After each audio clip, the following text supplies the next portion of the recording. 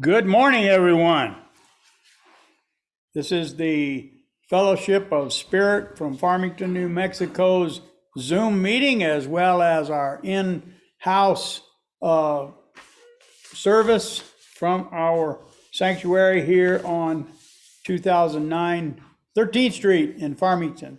And we welcome you and hope that you will have a great time. We intend to have a lot of joy and happiness, and that is a main thing that we want to communicate. So anyway, it is a cloudy day here, as this is spring equinox today, and it looks pretty wintry yet, but we have faith that it is going to go away and give way to sunny skies and white billowy clouds and warmth. That's what we really want. I want is more warmth. So I don't mind, winter. It's just that after Christmas, I'm done with it. I want it to be warm again. Anyway, we have an exciting program for you today. Jenny Jones is going to do our spiritual reading, and Margaret Cheasebro and Steve Barker are going to do our music for us, and Margaret Cheasebro is going to give us our message for the day. So just sit back and relax, and you need do nothing. I have everyone muted right now because it really holds down on the feedback whenever we are all muted. If you need to speak, just unmute yourself and speak. So, we have people are still arriving. Here comes the rest of the Little Tree clan. Carol is in house with us, and setting a record here. Yeah, we're doing well. Yeah, that's great. That's great. So,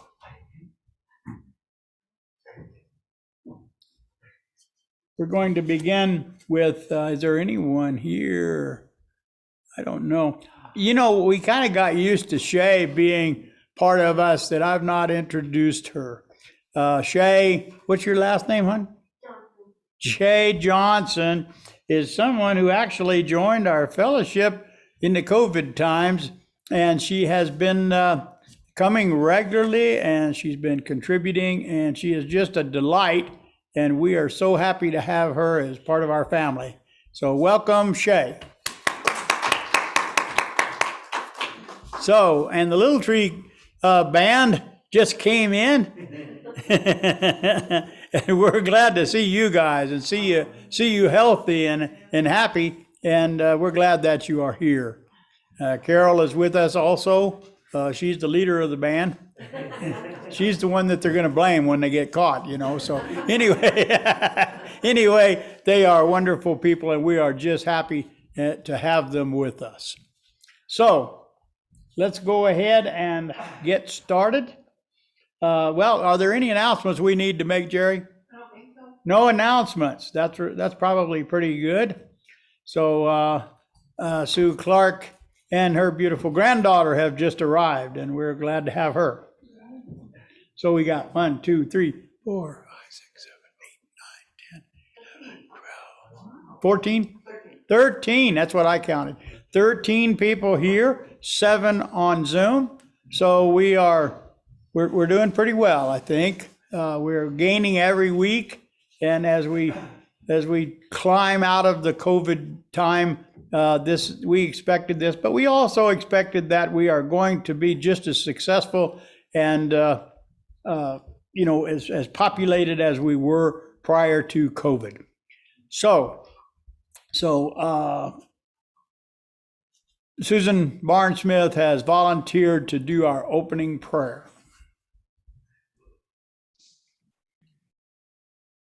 Creator, Mother, Father, God, we give thanks for this day, for all the blessings that are coming our way. We give thanks for the wonderful message that we are to hear that will deepen our relationship with the spirits. We give thanks for our health, for our well-being, and we give thanks for the opportunities we have to see things differently, to see through eyes of peace and innocence, through joy and happiness. These are the things that we ask that they surround our lives and that we now see in all its glorious forms. For this we give thanks. Hope. Thank you, Susan. I forgot to switch you over there. I'm sorry. So, anyway, we'll now do our reflective moment, which was written by Midge Jones. So you want to join along with me if you have it? Love produces a flow of energy that I now feel. I love others more than ever, and I feel privileged to be here. Love flows from one person to another as we create an atmosphere of holiness, and so it is. All right. Oh, We're up. get up, get up. Do I need to take that, or is this thing actually working? No, this is.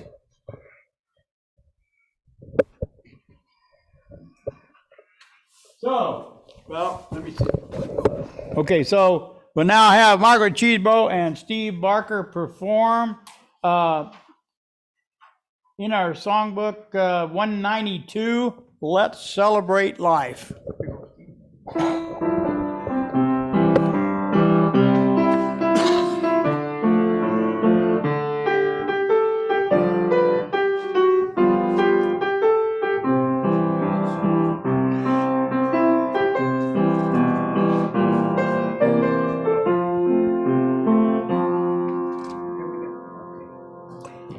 Let's celebrate life. Let's give it a cheer. Let's celebrate freedom, peace, and love each day of the year. Let's run up a flag so people will know that life is great when you start living. Ready, set, go. Glory, glory, hallelujah. Glory, glory, hallelujah. Glory, glory, hallelujah. The truth has set us free. Let's celebrate life. Let's give it a song. Let's sing about peace and love and freedom all the day long. Let's fire up salute so people will say it's great to be alive and living. Hip hip hooray. Glory, glory, hallelujah. Glory, glory, hallelujah. Glory, glory, hallelujah. The truth has set us free. Let's celebrate life. Let's give it a toast. Let's talk about freedom, peace, and all the things we love most. Let's send up a flare so people will shout. Life is great when you start living. Come create a life worth living. Celebrate the life you're living. Sing it right out. Glory, glory, hallelujah. Glory, glory, hallelujah. Glory, glory, hallelujah. The truth will set us free.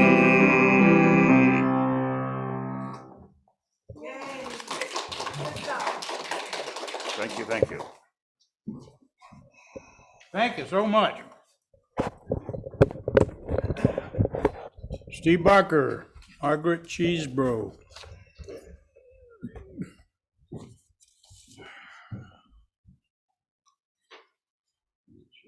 So, now we are ready for Jenny Jones to give us our spiritual reading. Okay, this one is twofold. The first one is called Spring Equinox, and it's by a woman named Marianne Spadone. And it starts with Mother Awakens.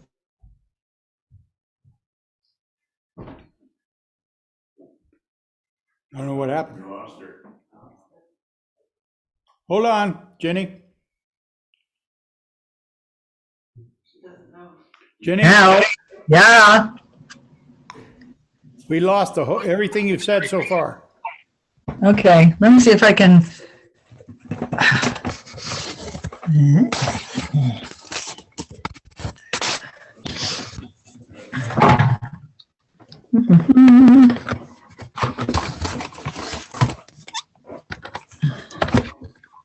One second. I was trying to get the volume down.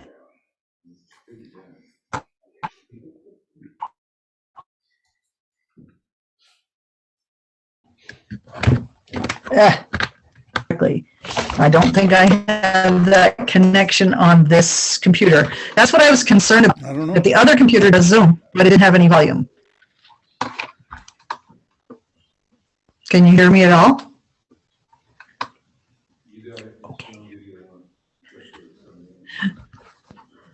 Okay, I'm going to start again.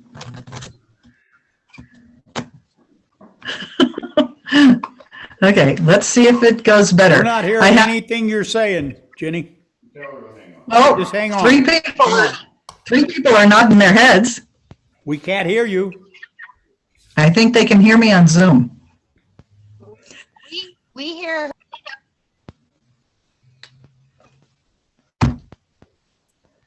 I can hear you. Thank you. Go down to I got that it. HDMI too. I got a message that said my internet connection was weak, but Yeah. it went away.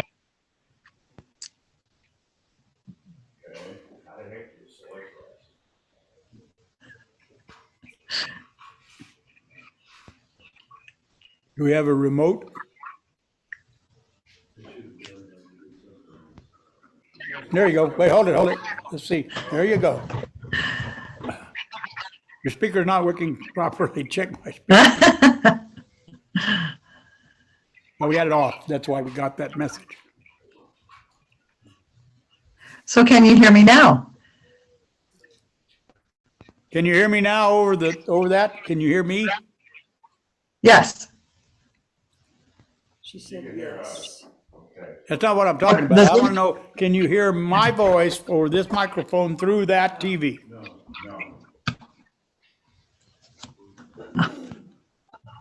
All the people on Zoom can hear me.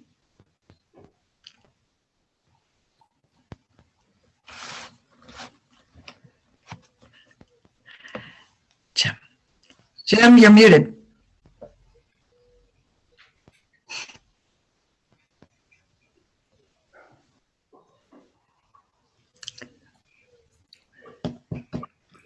Okay.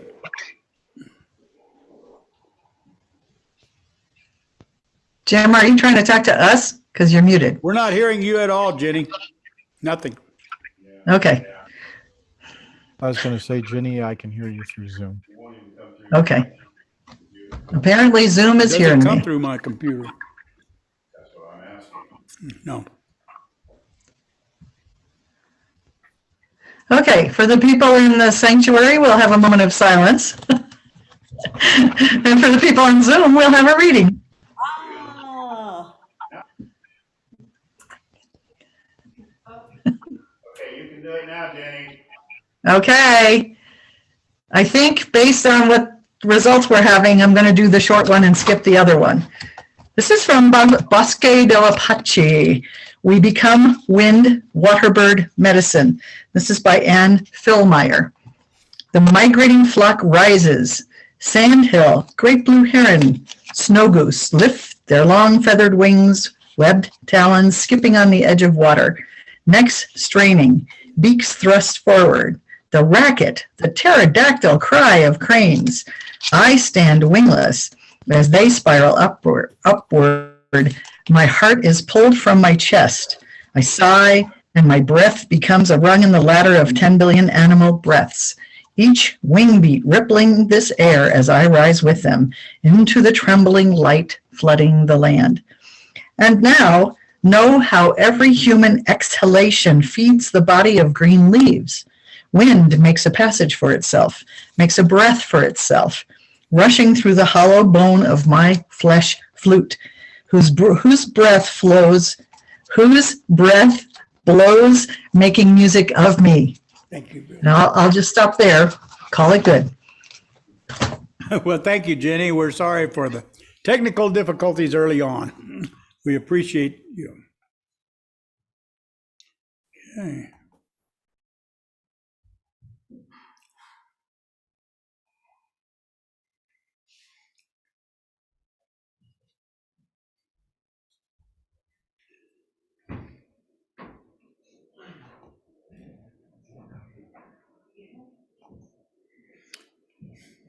I don't know how I can get that up there. I don't know, make it.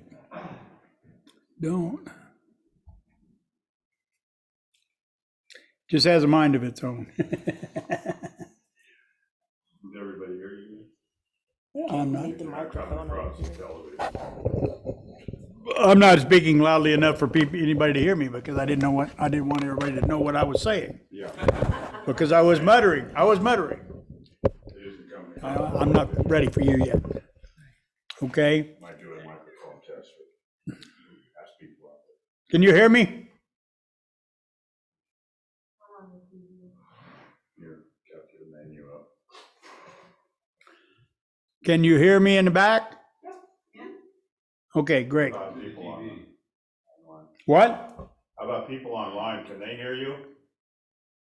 Okay. You got it. Okay. So let's not mess with any recording, any settings. We have it like just exactly like we need them right now. So we appreciate that. Okay, so we have Margaret Cheasebro with us today. Nobody gave me a deal. Do you have? Why don't you introduce yourself? That way it will be done properly. Well, I think you guys know me pretty well, so I'm just gonna jump right into the Wait a minute, let me see. talk.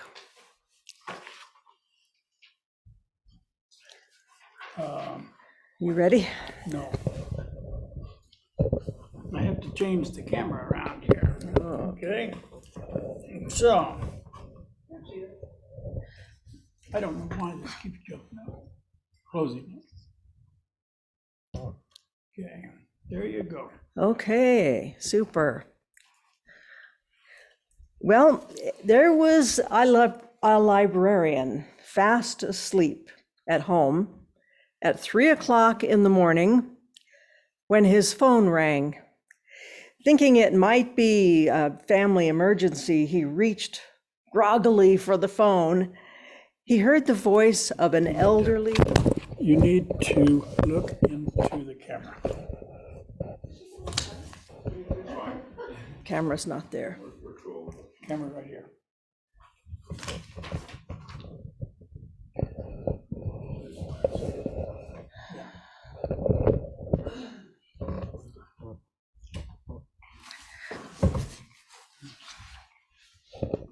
This is going to have to be closer. There we go. I'm trying to get your pictures. Okay, there we go. All right, so we'll start again. There was a librarian fast asleep at home, 3 o'clock in the morning, and the phone rang. So he thought it might be an emergency, family emergency. He reached for the phone and he heard the voice of an elderly lady that he didn't recognize. "What time does the library open?" she asked. 9 o'clock, he replied, irritated. What do you mean by calling me at home in the middle of the night to ask such a thing? The lady didn't say anything for a second, and then in a dejected voice, she asked, "Not until 9 o'clock?" "No, not until 9 o'clock," the librarian snapped. "Why do you want to get in before 9 o'clock?" "I don't want to get in," the lady cried. "I'm trying to get out." That joke sounds a lot like the things I went through a few weeks ago when the New Mexico Presswomen, an organization I belong to, was planning its annual state conference in Farmington. It's the first time the conference has ever been held in Farmington. Most of the members are from Santa Fe and Albuquerque. They live all the way down to Las Cruces. So one day, 9 days before the conference began, the president emailed me and asked if I could get some high-definition photos of Farmington for the conference brochure that one of the members was putting together. It was needed quickly, so I called people trying to find the best photos possible. 2 of the photos had to be signed out, so that process took a day. When the 2 photos arrived by email the next day, they were in TIFF format. I couldn't open them, and neither could the president when I emailed them to her in Albuquerque the next day. So I emailed the man back and I said, "Could you send them in JPEG? Because I can open JPEG." So he did, but that took another day. And so I could open them fine, and I sent them to the president, and she could open them. But then I got an email 2 days later from the president. The photos didn't arrive in time to be used in the brochure. Well, if she'd only made the request a few days sooner. I was beginning to feel a little bit like that lady locked in the library. I was overseeing another part of the conference that involved a plated dinner at a special location in Farmington that was perfect for the event. I spent a lot of time visiting the caterer and other people, trying to get the details all lined out, and everything was flowing smoothly. But the head of another organization involved in the process started micromanaging what I'd been doing. He kept emailing me about details that I'd already taken care of. It was frustrating. I wondered why he didn't trust me to handle the situation. One night, while all of these irritating events were happening, I had a dream. I woke up immediately after the dream when the details were still clear in my mind. And when that happens, I know it's important to grab a paper and pencil and write down the dream, or I'll forget it in the morning. So during the dream, there were several pairs of shoes lined up in front of me. I tried on one pair. My toes felt jammed right against the tip of the shoes. I tried on another pair, and the sides felt like they were squishing my feet. The third pair was up so high that it was hitting against my ankles, and when I stood, it really hurt. So I began to feel discouraged. These shoes looked really nice, and I couldn't even use any of them. Then the thought came in the dream, try the shoes on again. This time, focus on what feels comfortable about each pair. So I tried that. I couldn't believe what happened. The same shoes that had felt uncomfortable before now felt just fine. I understood what the dream was trying to tell me. Focus on what feels comfortable, and your perspective will change. I could continue to feel irritated that the photo request hadn't come earlier.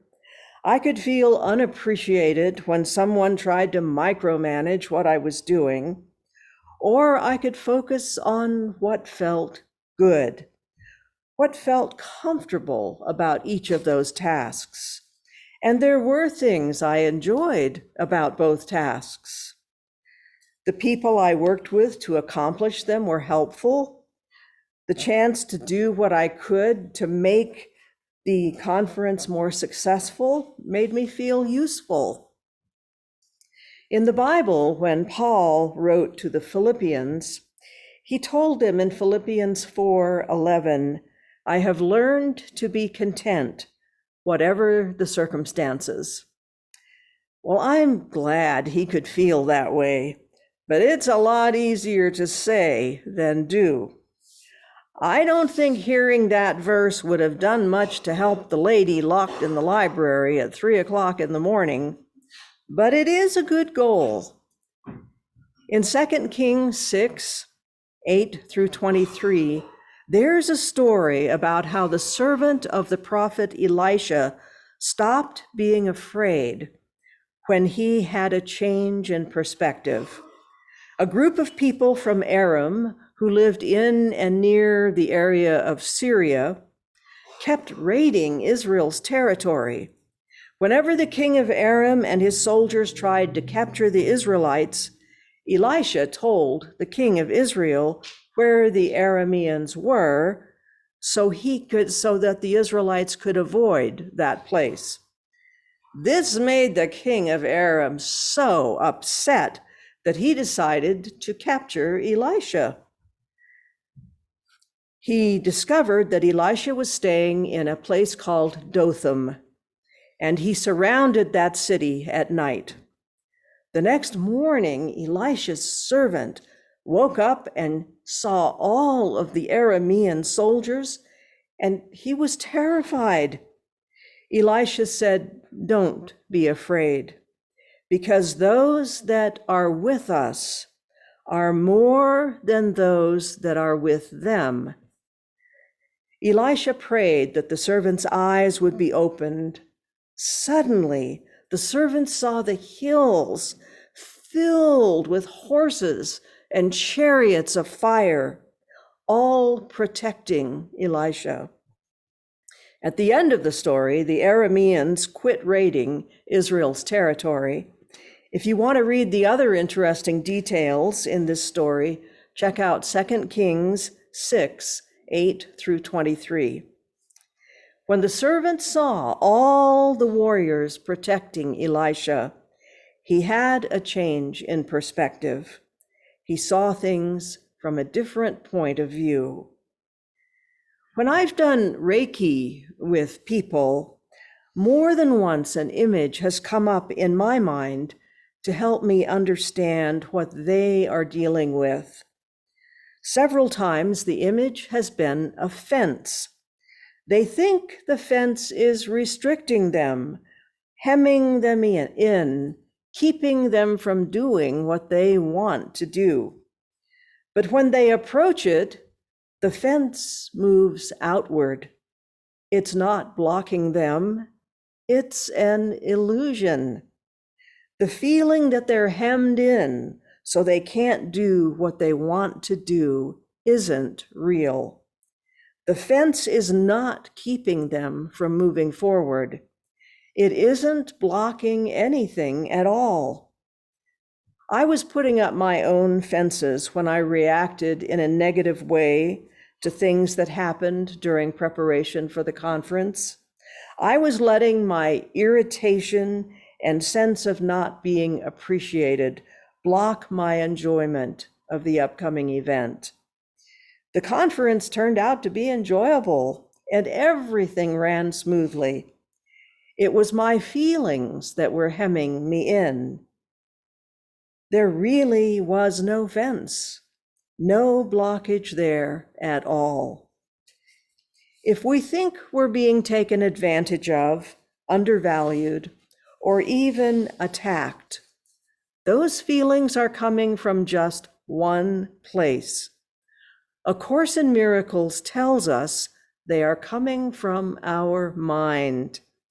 In the text, chapter 12, section 3, verse 10, it says, if you will recognize that all the attack you perceive is in your own mind and nowhere else, you will at last have placed its source, and where it begins, it must end. For in this same place also lies salvation. The altar of God, where Christ abideth, is there. It's all a matter of perspective. But we're really good at letting ourselves feel out of sorts when we wish people would have acted in another way or things would have taken a different turn. We're like the lady in the library. We feel abandoned, locked in, unable to find a way out. How do we free ourselves from that way of thinking? For me, it's remembering the dream about the shoes that hurt my feet, that felt totally wrong for me, were actually very comfortable when I changed my perspective. The person who called me about getting photos for a brochure was probably stressed out because the brochure creator may have called her in a panic asking for help. When I changed my perspective about it, my irritation changed too. We were all trying to do the best we could. We may not have done it perfectly, but we all tried our hardest. And in the end, everything worked out okay. The micromanager, I suspect, was a bit of a perfectionist who just wanted to make sure that everything was as perfect as it could be. I can understand that. I didn't feel good at the time, but when I changed my perspective, everything felt more comfortable. Our perceptions that make us feel irritated, unappreciated, out of sorts, are coming from our own mind. They're not real. When we change our perspective, we discover that the very mind that created the misperceptions is also the place where the altar of God lies, where we find peace, joy, and all those things we long for. All we have to do is change the way we look at things. That lady stuck in the library at 3 o'clock in the morning might have discovered a comfortable chair to fall asleep in, or an interesting book to read that she might never have seen otherwise if she had quit thinking she was trapped with no way out until 3 a.m. When we get into that kind of funk, we are more likely to do things that sabotage ourselves, our relationships with others, and our peace of mind. I don't think I'm at the place where I've learned to be content, whatever the circumstances, but I'm beginning to realize that when I change my perspective about a situation, a relationship, a person's behavior, then I can begin to see it in a different way. I begin to understand the situation from a different point of view. I begin to see good things about the relationship I couldn't see before because I was so upset. I begin to recognize that a person's behavior has a better motivation than I was able to see. When I think about my dream about the shoes, I still sometimes get a little stuck. I know what it's like to put on a pair of shoes that don't fit right. If I wear them very long, they start to hurt a lot. So how could I try on the same pair of shoes later and find them perfectly comfortable? It's all in the way we see things. Our mind makes us think the shoe doesn't fit, that we're being attacked, unappreciated, that we might as well walk away from everything and hide in a corner somewhere just to get away from it all. But we're not really being attacked or mistreated. We just need to see things from a different point of view. When we do, those shoes that we thought didn't fit, that relationship we thought wasn't worth saving, that organization that was too much trouble to be involved with, starts to look better. It has a greater value. It shines in a new light. Changing your perspective so your shoes feel comfortable isn't easy. But when we begin to see the value in other people, situations, and organizations, we begin to feel happier, more joyful, and more deeply content. It's amazing what a change in perspective can accomplish. Wait, Margaret. Margaret, wait. Thank you, Margaret. We have questions. Okay, does someone like to address Margaret? Now's the time. I would, Margaret, I have heard it, the same thing put a little differently. It's seeing what appears to be an imperfect situation perfectly. Good, that's good. Yeah. Yeah. Yes, Jerry? I really like the correlation between the pairs of shoes and looking for what feels right about them instead of what feels wrong. There's a lot of times that we've gone into situations and we get our feelings hurt because somebody's either micromanaging us or trying to do things differently or ask for the impossible at the last minute.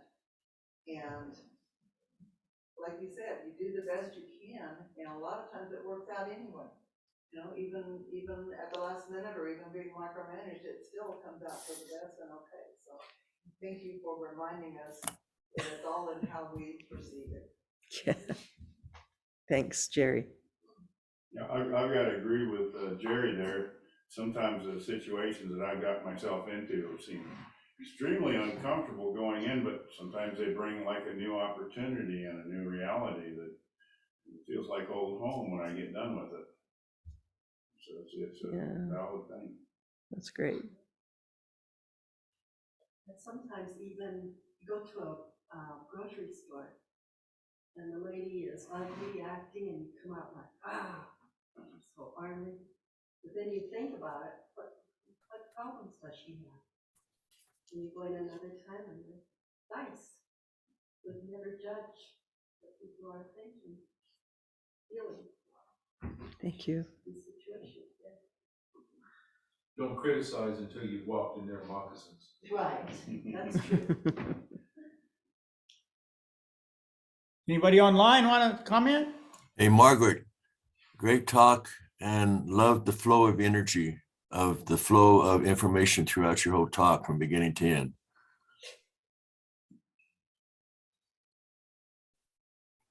I couldn't hear it. I'd like to share. It was beautiful the way you presented that teaching that I know from the Course in Miracles. And I currently have an opportunity to practice it because Friday afternoon I found out that I need to move. And I'm a disabled senior with in-home care and all of that. And what I've realized since integrating that information is that it's going to be for my higher good to move because it will be an improvement on my health due to the fact there's mold and propane challenges here and whatnot. So as I've been looking at it from the perspective of this is what's really needed, for my highest good, it's been very helpful rather than looking at all the negative things that led to this opportunity. Thank you. Thank you. Thank you, Yvette. Yeah, Wayne Dyer said that when we change the way that we look at something, that something changes. And I know that's probably not, verbatim, but that was pretty much what it is. When we change the way we look at something, what we look at changes. And Exactly. that is so true. Everything is the whole world is dependent on our perspective. And if we don't like what we see, we can choose it again. So, Okay. there we go. Thank you, Margaret. He also said,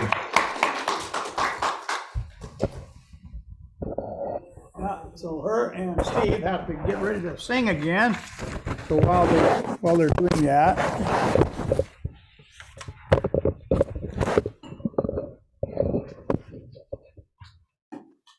Can we hear what George was going to say while they're getting ready? I think you were going to say he also said something. I don't know, George, could you repeat what you said? Because many of us could not hear it.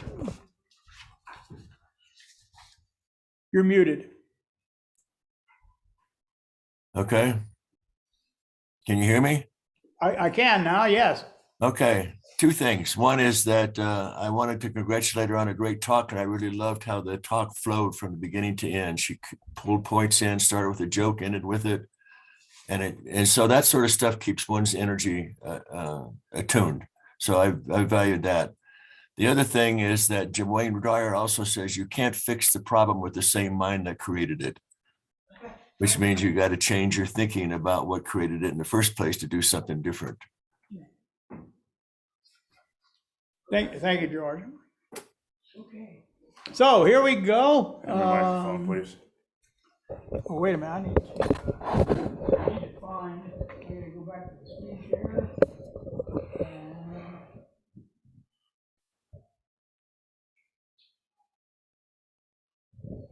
It's good to see you here today, George.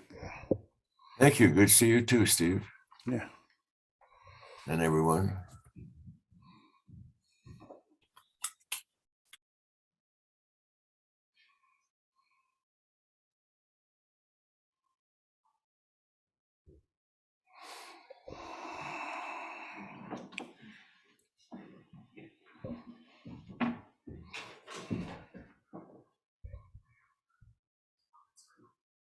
Well, that's it. There is no That's more. it. That's as far as it'll go. Yeah. You can turn the computer this way a little bit too. He's gonna have to show us anyway. So.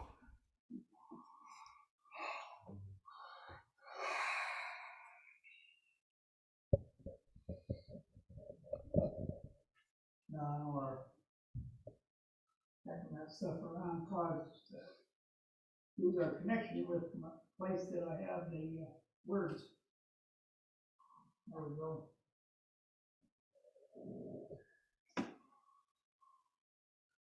And this one is? 344. There was joy in my heart.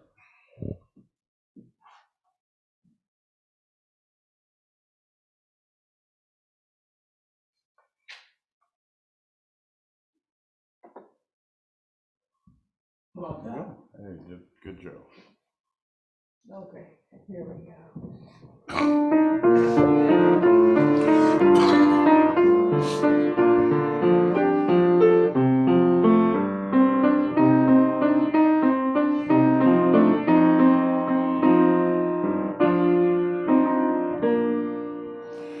There is joy in my heart and a smile on my face, 'cause I love the world. There's a song on my lips, love the whole human race, and I love the world. The spirits are singing, feel happiness winging like bells that are ringing on high. God is here everywhere, joy is filling the air, 'cause I love the world. There is joy in my heart and a smile on my face, 'cause I love the world. There's a song on my lips, love the whole human race, and I love my spirits are singing, feel happiness winging like bells that are ringing on high. God is here everywhere, joy is filling the air, 'cause I love the world. Thank you, Steve. All right. You're welcome.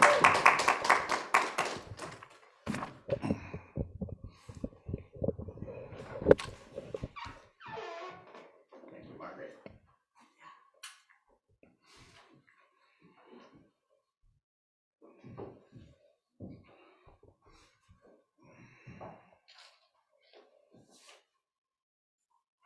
There we go.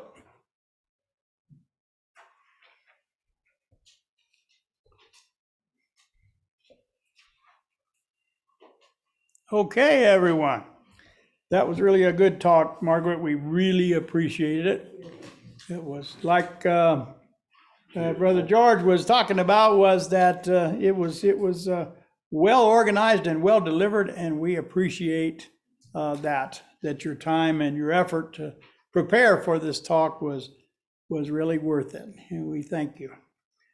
So, does anyone have anything that they'd like to bring forward at this time as an announcement about this fellowship or any other endeavor that you may be engaged in? Yes, there is, I put together a new directory because it needed to be updated. And Shay has been taking it around to people. If you would just look at it, be sure that your information is correct, and then put an okay or write on there whatever changes need to be made. Thank you. Oh, thank you. So Margaret is in the process of updating our directory that we've had. So I don't know how, if you're far away, that you could say that it's okay. Perhaps you could, are we going to send that out by email or? no, Shay's gonna just take it around to you guys right now. But there are people that are not Talk to here. the other people. By phone, I've talked to them already. everyone else? Okay, all right, well, that's good. All right, Jerry, do you have anything? No, just, somewhere between now and June, we need to decide what we want to do about food for our summer solstice. Okay, so we will work on the menu for summer solstice later. Sue? I would like to point out the new stained glass windows that Jared made and created. And her and I are taking a class together at the college, and Oh, you can't see the them. new addition to the windows. Thank you, Jerry. Well, this camera is inadequate to get them, but they are absolutely gorgeous, and we love them, and they're going to be those and the ones that are to come are going to be a great addition to our sanctuary for many, many years to come. They're colorful and they're pertinent, and we like them. I like them. So that's great. Thank you, Jerry. And you are making some also, right, Sue? Yes. Okay, so we have actually 3 spaces for these, 6 spaces for them to be. 3 of the spaces are occupied by stained glass, and you have 3 more to do, right? And so the theme of those is to be revealed. You'll need to come to the sanctuary to see them, and we hope that you will. Okay.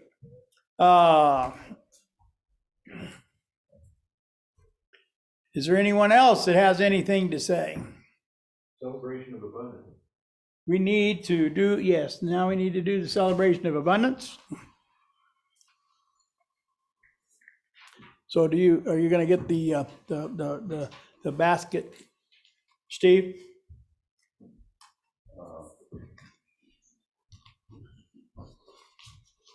Say, Bill, could you do this, please?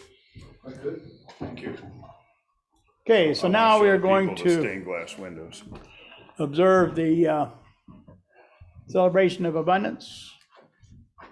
So hold over what you are going to contribute and repeat after me. Divine love flowing through me blesses and multiplies all that I have, all that I give, and all that I receive. Through infinity, I am prosperous.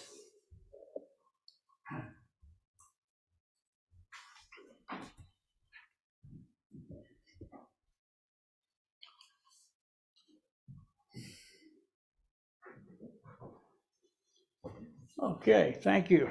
Thank you, Bill. So Jerry, who is our speaker next week? Marco, Who? Oh, Mark Wolf. Mark Wolf, coming from us from Northern Kentucky, will be with us next week. And I don't know what he's going to talk about, but I know it will be interesting and it will be pertinent and it will be something that we can use in our daily life to make our life and the lives of the people around us better. So. we just bought that one at a yard sale. Oh, okay. No, it was handmade, just not by our hand. We're gonna replace it, yeah. Or do something Yeah, these else. are definitely more dry vibrant.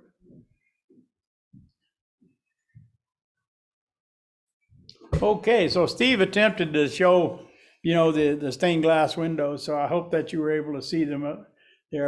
Those of us that are in the sanctuary today are enjoying them, and we intend to continue to enjoy them for quite a long time. So, if there is nothing else, I suppose we will close.